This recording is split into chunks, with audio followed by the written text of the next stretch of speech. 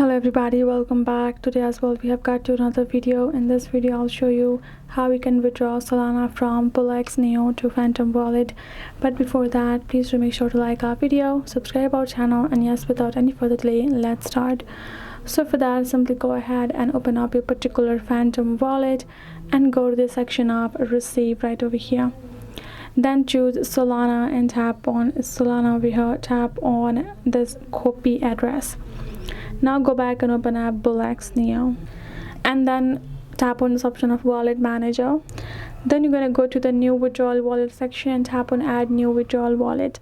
You're going to choose this Solana as the currency over here because that's what we have copied the address of from Phantom. Then we're going to add in the name, wallet name, which will be Phantom, and simply paste the address that we have just copied over here.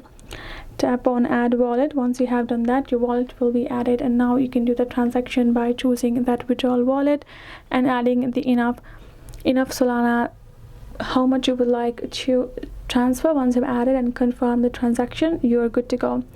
That's how it works. Hope this video helped. Thank you so much for watching. I'll see you guys in our next video.